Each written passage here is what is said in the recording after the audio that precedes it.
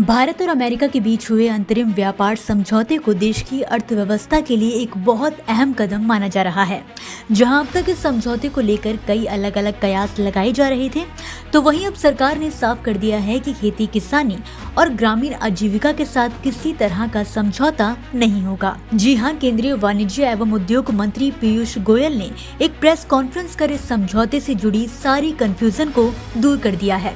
उन्होंने साफ कहा कि भारत अपने देश के किसानों और कृषि क्षेत्र के साथ कोई समझौता नहीं करेगा। यूनाइटेड स्टेट्स ऑफ अमेरिका ने भारत के साथ अपने संबंधों को और मजबूत बनाने के दृष्टिकोण से जो बायलैटरल ट्रेड एग्रीमेंट का पहला अंश अब तय किया है, उसके तहत 50% की जो रेसिप्रोकल टैरिफ भारत के निर्यात के ऊपर अमेरिका में लगती थी, वो अब 50% से घटकर मात्र 18% लगेगी। और 18% हमारे जितने अड़ोस पड़ोस के देश हैं, जितने देश हैं जिनके साथ हमारी स्पर्धा रहती है, उन सभी देशों से कम है। और आगे आने वाले दिनों में हमें और हमारे निर्यातकों को बहुत लाभ देंगे। अगर हम देखें तो चाइना के ऊपर अमेरिका ने लगभग 35% ड्यूटी रखी है, वियतनाम पर 20%, बांग्लादेश पर 20%, इंडोनेशिया पर 19%। हम सभी स्पर्धा में खड़े देशों से कम हैं। साथ ही साथ कई ऐसे वस्तु हैं जिसके ऊपर अब 0 ड्यूटी लगेगी जब हमारे निर्यातक अमेरिका में, यूनाइटेड स्टेट्स ऑफ अमेरिका में सामान भेजेंगे। उदाहरण के लिए जेम और डायमंड्स पूरी तरीके से 0 ड्यूटी लगेगी। फार्मास्यूटिकल प्रोडक्ट्स, जो भारत से दवाइयां बड़े रूप में जाती हैं, लगभग $13 बिलियन की, उस पे 0 ड्यूटी लगेगी। स्मार्टफोन्स जो भारत से बड़े रूप में अमेरिका जाते हैं, उसमें आगे भी चलकर 0 ड्यूटी ही लगी रहेगी। इस प्रकार से ढेर सारी ऐसी वस्तु हैं जिन पर आगे चलकर 0 ड्यूटी लगेगी। कृषि के क्षेत्र में भी ऐसे कई सारे वस्तु हैं जो भारत से निर्यात होंगे अमेरिका में, जिस पर 0 रेसिप्रोकल टैरिफ लगेगा। एडिशनल ड्यूटी 0 हो जाएगी। उदाहरण के लिए स्पाइसेस, चाय, कॉफी और उसमें से बने वस्तु, कोपरा यानी कोकोनट और coconut oil, vegetable wax, areca nut, Brazil के नट, कैशू नट, चेस्टनट, कई सारे फल और कई सारी सब्जियां जैसे कि एवोकाडोस, बनाना, केला, गुआवा, मैंगो, आम, kiwi, papaya, pineapple, shiitake, mushroom Kashmir का, बाकी अन्य विभाग से। इसी प्रकार से वेजिटेबल प्लेटिंग का जो मटेरियल होता है, वेजिटेबल सैप, कुछ वेजिटेबल के रूट्स जैसे टैरो, बैम्ब्रा बीन्स, कुछ सीरियल्स जैसे बार्ले, कैनरी सीड्स, कुछ बेकरी के प्रोडक्ट्स, कोका और कोका से बने हुए वस्तु, sesame seeds, poppy seeds, processed food, banana pulp के शेप में, सिट्रस के जूस, गुआवा और मैंगो का पेस्ट, पाइनएप्पल का जैम। अब ये सभी वस्तुओं पर जो हमारे किसान भारत में बनाते हैं, इस पर अमेरिका में रेसिप्रोकल टैरिफ 50% से घटकर 0 हो जाएगा, 0। इसी के साथ साथ हम सबके लिए बहुत ही खुशी की बात है, और इसका तो मैं समझता हूं पूरे देश में चर्चा हो रही है कि कैसे कई सारे किसानों के किए गए वस्तु, किसानी क्षेत्र के उत्पाद अब भारत से 0 ड्यूटी पर अमेरिका में जा सकेंगे, और जिसका भारत के निर्यात को फायदा होगा। इसी के साथ साथ एक देश में कुछ लोग जो भारत के किसानों के विरोधी है, भारत के किसानों की चिंता नहीं करते हैं, भारत को गुमराह करने की कोशिश करते हैं, ऐसे कुछ लोगों को आज ये देख के हैरानी हो रही है कि कैसे भारत और यूएस के इस एग्रीमेंट के द्वारा कई सारे किसानी क्षेत्र के सामान पर 0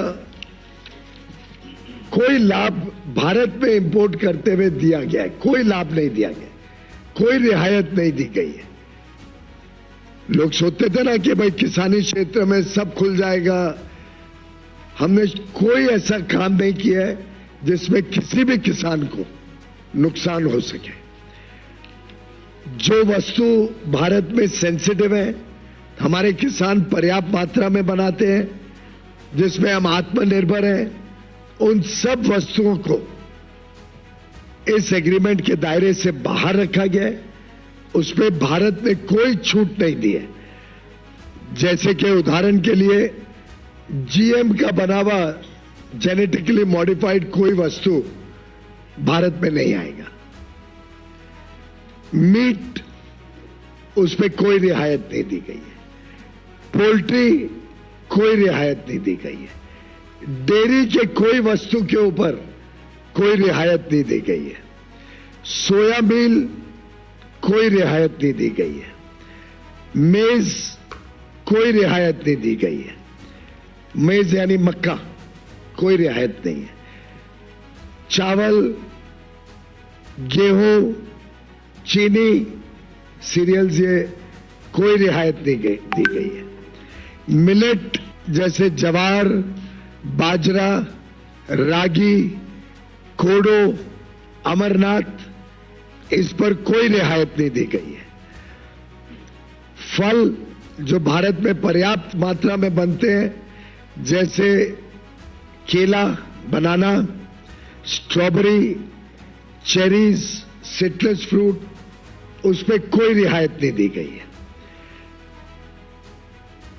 ग्रीन पी, काबुली चना, मूंग, कोई रियायत नहीं दी गई है। ऑयल सीड्स, कोई रियायत नहीं दी गई है।